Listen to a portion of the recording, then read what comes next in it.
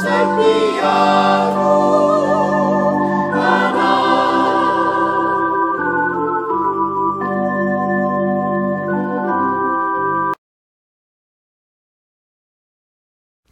miarabantsika tsirairay avy traty ty talata fa 7 volana jiony ity. Misaotran'Andriamanitra hatrany fa ameny tombonandry hatrany ary tsy haiko na tena tsapanao ny lanjany zany ary ny vidin'izany. Tsaroko fa tsy ny olona rehetra no tahaka antsika ankehitriny fa misy ny tena miady mafy amin'ny fahafatesana. Alohan'ny hidirantsika ny amin'ny mofonainan'io dia hivavaka isika. Tompo Andriamanitra eo mbola velom-pisaorana ary velom-piterana anao zahay satria mbola menao tombonandro ary tompo-taona ahafahanay mandray ny fahasoavanao. Tompo, eto izahay dia mangataka aminao mba hamela ny fahatsoana sy ny helikay satria tsy ary tomombana avokoa izay rehetra ataonay eny fa ny fisainanay azy. Tantano amin'ny lalana marina sy mahitsy izahay ary ampianaro ty fahamarinana. Aminaran'i Jesosy, amen. Lohatenin'ny mofonainantsika androany dia manao hoe ilay omegan'ny apokalipsy. Nalaina amin'ny apokalipsy toko 1:7 manao hoe raha nahita azy aho dia laviny akohoaka tamin'ny maty teo anoloan'ny tongony, fa izy naniendray tamin'ny tanany ankavanana ka nanao hoe aza matahotra, izao ny voalohany sy farany. Amen. Ilay Jesosy nanome antsika ny sabata sy nanome toromarika antsika ny amin'ny fomba hanamasinana an'izany dia izy ihany no ilay alfa ao amin'ny Genesisy.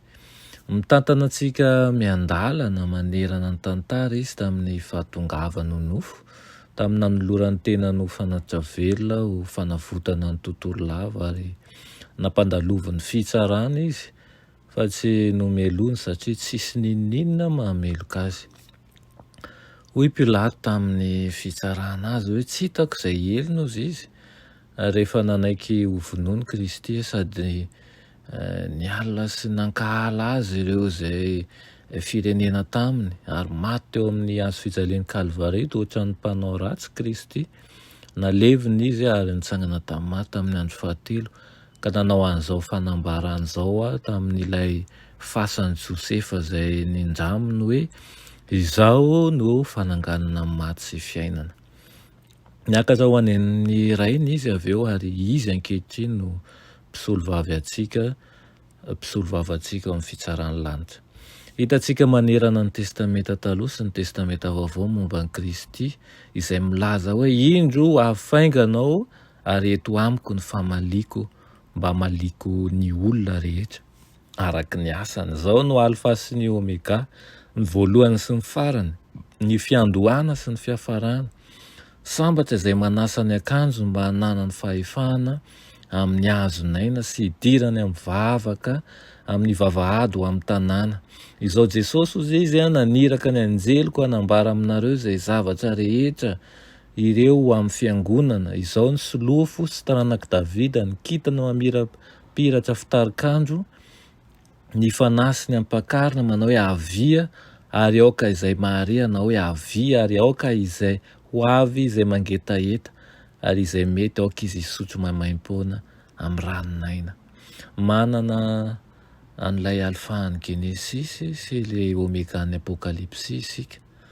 Nampanantenaina ho an'izay rehetra mitandrina ny didin'Andriamanitra sy miara-miasa aminy amin'ny fitoriana ny afatry ny anjely fahatelo ny fitahiana.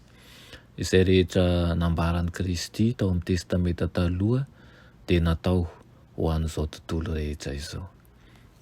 Iriko dia ho tsapanao tokoa izany fahasoavana lehibe omen'i Kristy antsika izany ary tsy indray mandeha indreo ihany fa aoka ho tsarovintsika isanandro raha mbola velon'aina isika ka andeha ampakatoavana ny ary sy andeha ampitahiana sy ampitiavana ihany koa.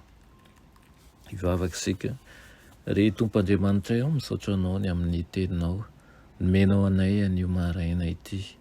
Ianao tokoa ilay fiandohana sy fiafarana no iankinany fonay sy ny fitiavanay. Mangataka aminao zahay mba tsy hanapataperana ao anatinay ianao sy izay rehetra eo amin'ny ataonay rehetra ka haposaka ny fahazavanao amin'izany sy ny fitiavanao izay tsy lany hamamina. aminaran'i Jesosy. Amen.